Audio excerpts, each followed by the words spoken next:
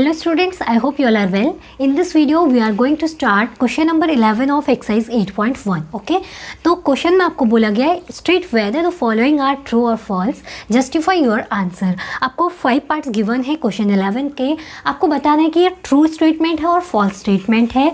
अगर ट्रू है तो क्यों है एंड फॉल्स है तो क्यों है, आपको अपना रीज़न देना है। Okay, so first statement is the value of 10a is always less than 1। तो आपको बोला गया है कि 10a की जो वैल्यू होती है वो हमेशा 1 से छोटी होती है। तो देखते हैं कि ये क्या सही है या गलत है।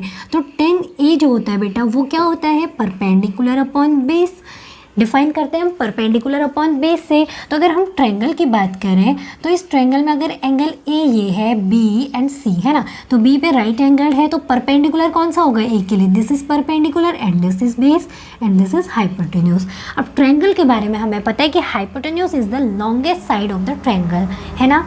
पर परपेंडिकुलर और बेस के बारे में हमें ये नहीं पता होता है कि कौन सी बड़ी होगी और कौन सी छोटी होगी। कहीं पर बेस बड़ा हो सकता है और कहीं परपेंडिकुलर बड़ा हो सकता है। सपोज करिए 10a की वैल्यू आपको कहीं पर गिवन है 1/2, ठीक है। अगर 1/2 गिवन है तो यहाँ पे बेस क्या है, base is greater than perpendicular, है ना। देखिए ये क्या है, परपेंडिकुलर अपॉन बेस करके डिफाइन होता है ना 10a। तो 1/2 वैल्यू है तो परपेंडिकुलर कितना है 1 और बेस 2 है, तो बेस क्या है, बड़ा है परपेंडिकुलर से। तो इस केस में अगर हम देखें, अगर 1/2 की वैल्यू देखेंगे ना आप, तो कितनी आती है 0.5 समथिंग, 0.5 आती है। तो ये क्या है, छोटी है 1 से। तो अगर base is greater than perpendicular तो वैल्यू जो होती है देन 10a की वैल्यू जो होती है ना 10a इज लेस देन 1 होता है उस केस में, ठीक है। तो 10a ऑलवेज लेस देन 1 बोला है, तो ये केस तो बन रहा है कि 10a जब होगा छोटा 1 से। पर अगर हम देखें, अगर 10a की वैल्यू आपको गिवन है 4/3, ठीक है, यानी ऊपर वाली नंबर हमारी बड़ी है। तो अब 3 से आप 4 को डिवाइड करेंगे तो 1 पॉइंट समथिंग मिलेगा हमें। तो इसका मतलब 10a की वैल्यू क्या हो रही है, ग्रेटर देन 1 मिलेगी। कब, जब हमारा base is less than perpendicular, यानी जब बेस परपेंडिकुलर से छोटा है तो 10a की वैल्यू क्या होगी, ग्रेटर देन 1 होगी। और अगर बेस क्या है, base is greater than perpendicular, तब छोटी आएगी 10a की वैल्यू, यानी लेस देन 1 होगी। पर यहाँ पे कंबाइन करें केस को तो ऑलवेज लेस देन 1 नहीं होगा, है ना। ये डिपेंड करता है कि कौन बड़ा है। अगर परपेंडिकुलर छोटा है और बेस बड़ा है तो उस केस में 10a की वैल्यू लेस देन 1 होगी। पर अगर base is less than perpendicular है तो उस केस में 10a की वैल्यू बड़ी होगी 1 से। क्लियर है ना। तो ये स्टेटमेंट्स हमारी हो गई फॉल्स, फर्स्ट वाली, ठीक है। तो फर्स्ट स्टेटमेंट इज फॉल्स, ठीक है। अब हम बात करें सेकंड वाले की। तो देखिए this is sec a equal to 12/5 for some value of angle a। आपको बोला गया है कोई भी एक ट्रायंगल है, एंगल a पर उसकी वैल्यू अगर हम sec की बोले, sec a इक्वल टू आपको गिवन कितना है बेटा, दैट इज 12/5। तो किसी a एंगल, यानी इसके लिए निकल गए तो ABC हम ट्रायंगल बोल रहे हैं, तो this is right angle triangle. तो क्या sec की 12/5 वैल्यू पॉसिबल है। तो देखिए बेटा यहाँ से अगर हम देखें कि सेक की वैल्यू ये पॉसिबल है तो हमें पता होना चाहिए कि सेक ए इक्वल टू क्या होता है, sec is just opposite to cos. तो कॉस होता है हमारा बेस अपॉन हाइपोटेन्यूज, तो सेक हो जाता है हाइपोटेन्यूज अपॉन बेस।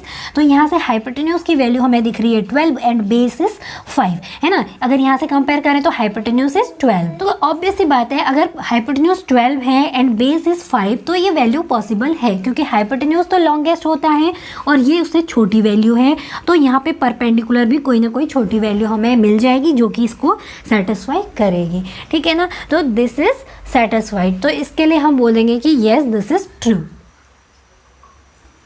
ठीक है बेटा। तो ये बात हो गई हमारे सेकंड पार्ट की। अब हम देखते हैं अपने थर्ड पार्ट को, ठीक है।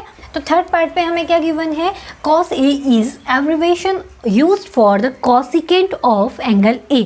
यानी कि क्या बोला गया है, कोसिकेंट ऑफ एंगल A जो होता है ना उसको हम cos A बोलते हैं। क्या ऐसा है, नहीं है obviously. Cosecant of A is cosec A, है ना। cosec A का जो कोसिकेंट ऑफ एंगल A का एब्रिविएशन होता है cosec A, जबकि cos A के लिए जो एब्रिविएशन है ये किसका एब्रिविएशन है, cosine of angle A, cosine of angle A, ठीक है। ये सारी चीज़ें हम डिटेल में स्टडी कर चुके हैं इन इंट्रोडक्शन पार्ट, ठीक है ना।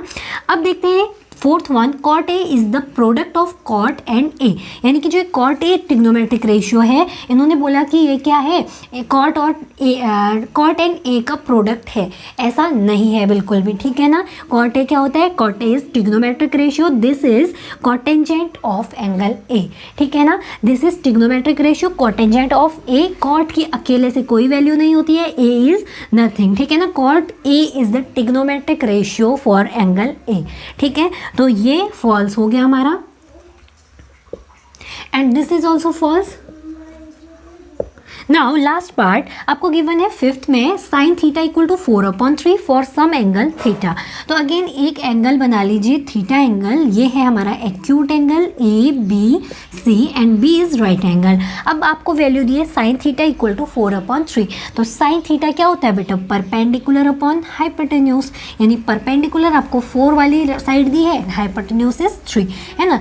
अगर ऐसा है तो क्या ये एंगल थीटा के लिए इन्होंने सही बात बोली है, ये बोला है तो परपेंडिकुलर 4 एंड हाइपोटेन्यूज 3, तो क्या ऐसा हो सकता है, आप सोचिए परपेंडिकुलर बड़ा है हाइपोटेन्यूज से, जबकि हाइपोटेन्यूज ऑलवेज ग्रेटर होता है परपेंडिकुलर से और बेस से, ठीक है, दोनों से क्या होता है, बड़ा होता है। और हाइपोटेन्यूज स्क्वायर जो होता है, this is equal to perpendicular square plus base square, पर यहाँ तो ये गलत हो गया, परपेंडिकुलर ही बड़ा दे दिया आपको हाइपोटेन्यूज से, तो ये भी क्या हो गया हमारा, false. Hopefully students, this video is helpful for you. If you find this video helpful, please like and share this video, and if you are new to this channel, please subscribe our channel and hit the bell icon for more updates. Students, we will meet in next video with introduction of new exercise. Till then, take care and bye bye.